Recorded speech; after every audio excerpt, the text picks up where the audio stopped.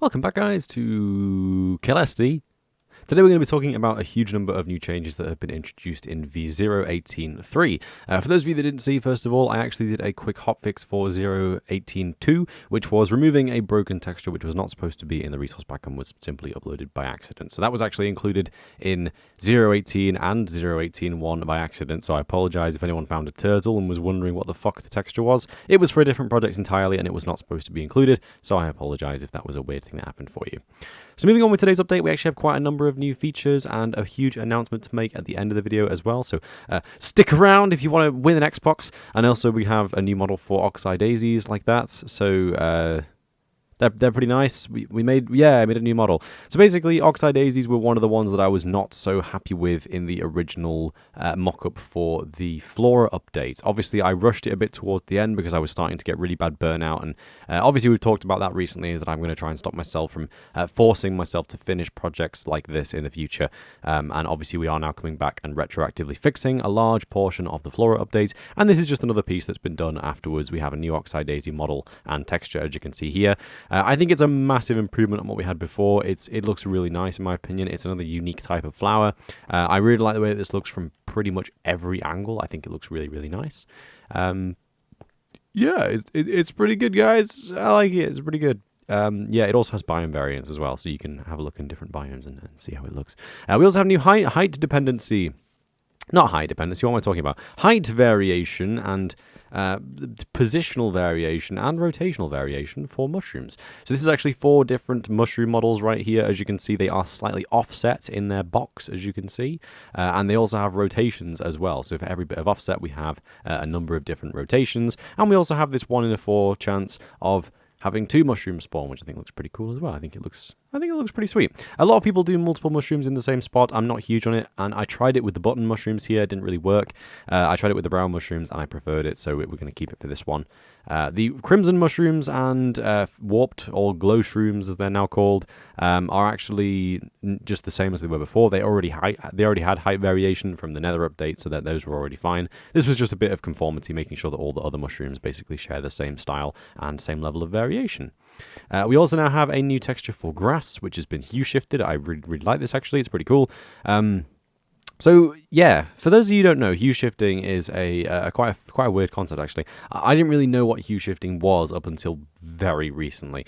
But the concept of hue shifting, which for some reason no one was able to put into words for me, is actually very simple. It's just simply taking your texture palette and making the darks more blue and making the lights more yellow. That was it. That's all it is. That's hue shifting.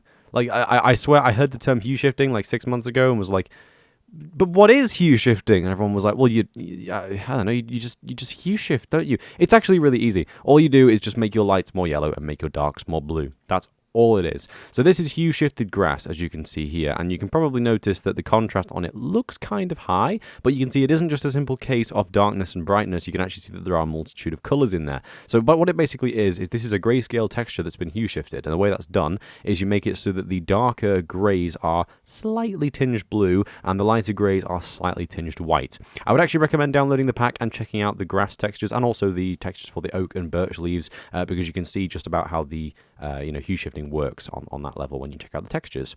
We also have a new unique model for sugarcane, which I really like. It took me quite a while to come up with a design for this that I really, really liked, but I am finally satisfied with this one. I tried doing something which was more like real life sugarcane, and again, if you guys are in the Discord, you'll know what I mean, because I do post a lot of updates in the Discord group, but eventually came to the conclusion that this was the best way of doing it. So it's completely color map dependent as well, so you will have different shades of bamboo type sugarcane here whenever you go into different biomes. So it will be yellowed in deserts and it will be darker in dark biomes and so on, and I think it looks really good. I do really like it. It's very nice lime green, as you can see. Now a lot of people have said that it does look like bamboo, and I know it looks like bamboo. I just said it looks like bamboo myself, but I still just like it, you know. I just like the way it looks. I think it looks really good. Maybe it does look a bit too much like bamboo, but we're going to change bamboo to look more like bamboo so that this looks more like sugarcane, if that makes any sense. But we're going to do bamboo in a future update anyway, so hopefully they'll look a little bit more unique going forward. We also have a new texture for the kelp block, or the dried kelp block, I should say. This is one that's been bugging me for quite some time now. yeah, so I don't know if you guys know. Obviously, I'm in the artist Discord group that I've mentioned on my channel quite a few times now. And basically, fucking like 6 months ago or something, someone basically complained to me and said that my old kelp block texture basically looked like TNT. Now, once they told me that, I couldn't unsee it, unfortunately. So it has been on my to-do list for a while now to come back to the dried kelp block and give it an entirely new look for quite some time. And now everyone just says that it looks like straw, like a hay bale. So if I get a hay bale, you'll be able to see just how uncanny it is actually, which is kind of a shame, but you know. It's not that bad. It's not that bad. Leave me alone. And I've also changed the item texture to use the same palette, so it's this kind of like dulled greeny brown now for the proper dried kelp texture instead. I've properly changed the texture palette of the emerald block, which I really like. Obviously, on the subject of hue shifting with things like the grass and the leaves, I have now been going back and applying a bit of hue shifting to things that I wasn't entirely happy with to see if it would make an improvement, and it does. So I've now hue shifted my emerald block just a tiny bit, so it's a little bit more lime where it's lighter, and it's a little bit more turquoise where it's darker. And I've also done the same thing for the diamond block as well. So the diamond block and the emerald block have the same shape, but they've just had their palettes updated a tiny bit. In fact, no, sorry, no, the emerald block has the same rough shape, but it has actually had the position of like the colors all updated a tiny bit. So the emerald block does look a little bit different, but not too different. We also now obviously have updated leaves, like I just said. So oak leaves have been hue shifted a tiny bit, birch leaves have been hue shifted a tiny bit as well. And I've also updated both color maps to correspond to those hue shifting changes. You can see here that the oak leaves basically don't really change. They look and they look almost identical to what they did before, so this isn't really anything to think about. But the birch leaves actually look very different now. So if you're going about in your world and you enter a plains biome or a forest biome that has any birch trees, then you may notice that your birch trees are very orange as opposed to the previous yellow shade that they were beforehand. I'm still experimenting with multiple ways of doing color maps, and I do really like the way that this looks, so we're going to be sticking with this for at least the time being. So basically, orange birch trees are more orange, I guess. They do actually have a bit of variation as well, so if you have a huge variety of them in a huge area, you might see that some of them are more yellow, some of them are more orange, some of them are more reddy brown, and I like that. I think it looks really good. So basically, we're tweaking some of the color maps once again. Moving on from that, we have a new variation for lily pads. I just recently saw someone had a white flower on their lily pads and just loved it. So we're now just doing exactly the same thing. So originally, we only had this variation for, you know, the regular one and the flowered variant, and then obviously rotational variants, and of course we have the varied stems underneath the lily pads. But now we also have a second variant of flowered lily pad with a white lily on your top here. I think it looks really nice. It's not perfect white, it's a little bit pink, and I like it that way. I think it looks really good. So there's a new lily pad, yay. We also have an updated bow texture. On the Discord group, people always talk about random stuff, and I get loads of inspiration, and I love talking to you guys for that reason. It's great. I get to do loads of stuff and learn loads of cool things. And someone basically recommended that I add a fletching to the arrow on the bow texture. And I basically realized that there's no reason why it shouldn't have a fletching on that texture right there. So you can see actually, if you look at the item texture and my inventory just down here, and also in my hand as well, you can see that there's actually now a fletching on the arrow. And it doesn't even look bad. Like, it looks well proportioned. So I don't really see why this was never there in the first place, to be completely honest. So now if you have a bow, you will actually start to see fletching on your bow and arrow texture model thing. So there you go. I've also now changed weeping vines. This was on the to-do list for quite some time, to be honest. But basically, weeping vines now have a more logical cross UV. So beforehand, where the weeping vines would have been the original cross UV, which is used for things like grass, for example. I'll just show you as an example there. Or actually, we'll use flame grass because it's more appropriate, shall we? So Nilium and flame grass. There we go. So you can see here that this uses a cross. So basically, it's two panes that are both at 45-degree angles intersecting each other. Now, this was being used for the weeping vines beforehand, and that was working all right, but it wasn't perfect. And the reason for that was because when you had the cross like this, and you have a texture which has a gap in the middle of it, it doesn't really make any sense, in my opinion. So in order to make it make sense, we now have what is essentially 4 miniature crosses, where the vines here are actually their own individual block, as you can kind of see. Which has the gap in the middle there. I don't know how to explain this best, but it looks really good when you're climbing them. So you go inside a weeping vine like this, and you climb up it, and it's like you're inside them now. It's really cool. Like, you could easily do this beforehand, but now I'm like inside a cage as opposed to, you know, just intersecting with a vine. And you know, you can still climb them like here, so you can still kind of climb inside them if you really want to. But I just think this is better. I think it's really cool. I like the way that this looks. You can like actually look down them. And the little barbs that are coming out from them make it look like you're inside some sort of some sort of scaffolding. I don't know. It's cool. I like it. It's just an improvement either way, and I think it looks really, really good. And obviously, I've also updated the position of the bulbs that would go on the end of the age 25 weeping vines, so they look a little bit different like that, as you can see. And I think it looks really neat. So there we go. A huge update for you there. Quite a number of new features that have come into this for 0.18.3. I will just say that there's not going to be another update to Caelesti for quite some time now. I will be going on a break for a little bit.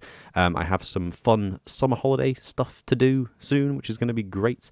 And I'm basically just taking a break from this for the time being anyway. I don't know if you guys know. If you're in the Discord, you'll probably know this. But basically, whenever I do these big updates, I really, really enjoy doing it. But I do usually get burned out quite quickly, which is kind of a shame. So I'm not saying like, oh, the Caelesti's done, Caelesti's cancelled. I'm just saying like I don't really have that much motivation at the moment, and historically, if I force myself to work on stuff when I'm not that motivated, I end up just pumping out crap. So I would much rather leave this for a bit, come back to it in the future, and come back to you guys with a huge and really good update sometime in the near future, which will be really fun. But I did say that we had a huge announcement for the end of this video. I'm not going to leave us on a depressing note. This update is, of course, called the lang file update, and that is because we now have new language compatibility for Caelesti. So first of all, I have written a proper NGB, which is English Great Britain, and Great Britain, and basically it now has updated names for a number of different items. So what's one I can think of? Jacket potato, where are you? Jacket potato. Jacket potato. Yeah, jacket potato. We also have golden cookie, as you can see, so we've updated some of the lang file stuff. As I just showed them, we have flame grass now, which is the crimson roots is now called flame grass. I think that's such a cool name. I really like that. Witherweed. It's not called Wither Rose anymore, it's called Witherweed. We will be changing that to be more of a weed-like model in the future, and so on. So basically, I've updated all of the different language inconsistencies that we were complaining about in the last update. In fact, warped is a good one. So obviously, warped mushroom stem. Where's it gone? Not stem, the mushroom block, you know. So now it's called glow shroom. So we have glow shroom block, and glow shroom on a stick. I love it. It's so good. It's really good. I like it. So we have loads of new things in the pack like that. So new lang file compatibilities and things that were previously inconsistencies and stuff as well. So yeah, so hopefully that's cool. We've also now started doing language compatibility as well. So just off the top of my head, I want to thank Chroma, Zoe, Zartrix, Teaspoon, Ninni, and more. There's new ones coming in every day, which is fantastic. So if you guys know a language which isn't English, but you also speak English, then you're more than welcome to join the Discord, and we can discuss adding you as a translator for Caelesti if you want to get yourself credited in the pack, and also do a contribution, which I obviously just can't do. So yeah, that's pretty cool as well, isn't it? So yeah, anyway, thanks for watching, guys. I hope you enjoyed this little update. Future plans. That's a very good point. I always like to round off my videos by letting you guys know what I'm planning at the moment. So obviously I'm going to be busy for the next few weeks. There's probably not going to be a video on the channel for quite some time now, unfortunately. But the good news is I am planning on doing a load of cool stuff when I come back. So obviously we recently did that video reviewing why I gave up on Mojang by 30 virus. I am still planning on doing the updated Mojang complaints type video, which I was hoping that video to be. So that will still come in the near future. If you were looking forward to that, do not worry. I'm looking forward to making that one. And then I'm planning on finishing off Caelesti with the Flora update and the Nether update. Obviously, right now I've been working on the Flora and Nether stuff for quite some time, and they really do need to get finished up if possible. So hopefully the next time we come back for a Caelesti update, we'll be having those things a lot more rounded off and a lot more finished. In fact, let's hop over to Biome Loader, and I can show you guys a kind of a list I've made of what's missing. What's done. So yeah, here we are. So this is my Biome Loader world. Some of you will have already seen this from the showcases. I do this every time we join this world, but you can download this if you want to. You build a little template up of blocks here and you load them in every biome in the game. It's really helpful for CTM, biome replace, and color map support. And you can see here I've got a little notation of what's done and what's not. So you can see here there are some things that are going to be remade. So we're remaking the blue sapphire or sapphire orchid. Wait, did I say blue sapphire? Yes, blue sapphire. So we're going to be remaking Sapphire Orchid. We're going to be remaking Lily of the Valley and the Witherweed, as I already mentioned. We're going to be finally adding a texture and model for the peony, and I have a few ideas in mind. I'm still not 100% sure what to do with this one. I'm probably going to end up just doing something similar to the rosebush, to be honest, because I love the rosebush. The more I look at it, the more I love it. So we're probably just going to do something similar to the rosebush for the peony, to be completely honest. But yeah, I have plans to do a color map for Bamboooo and even biome-based Bamboooo. So basically, Bamboooo would be all different types of colors based on what biome it's in. I previously did this with CTM Replace in Skur, and it worked pretty well. So I'm hoping that it's going to look look even better with color maps as well. I'm planning on adding a new texture and model format for the dead bush, because currently it's just recolored grass, and it was more of a temporary thing just to see if it would work, but I'm not entirely happy with it, so we're going to be remaking the dead bush in the future. And I'm also planning on adding new model variants for the cactus, biome support, etc., and also a number of different model variants for the ferns and large ferns, because I'm not particularly okay with them. But everything else here you can see is done. I'm really happy with everything we've done so far. This is a huge part of the resource pack making process for me. Getting all the CTM stuff done and the color map consistencies done is a huge job. And once we've done it, we can start working on some really cool things like visual enchantments and new block textures and dimensional stuff and skybox stuff, all the cool things. Oh, and I forgot to mention random entities. Oh my god, I'm looking forward to entities so much. But it's all coming in the future. But obviously, we are now direly out of date with the Flora update, so I'm going to make sure that we get this updated, hopefully for the next video. So anyway, thanks for watching, guys. I hope you enjoyed. Thank you to Ninni for making me this wonderful skin. I'm going to start using it now. I was silly. But yeah, thanks for watching, guys. I hope you enjoyed. Go download Caelesti 0.18.3. We now have almost 6,000 downloads on CurseForge. It's amazing. And thank you, guys, for the continued support. Feel free to at me on the Discord group. I did say I'm going to be stopped making videos for a while now, but I am still very much available to speak to on Discord and everything else. So yeah, if you have any suggestions or any comments or any feedback, please do get in touch with me on the Discord group. I'm always there, and I always check my ats, so you can at me. It's not for fun though. That would be really bad, but just you can at me if you have something important to say, I guess. So yeah, thanks for watching, guys. I hope you enjoyed, and for the third time, I will see you in the next one. Take care, have a very nice day, and bye bye.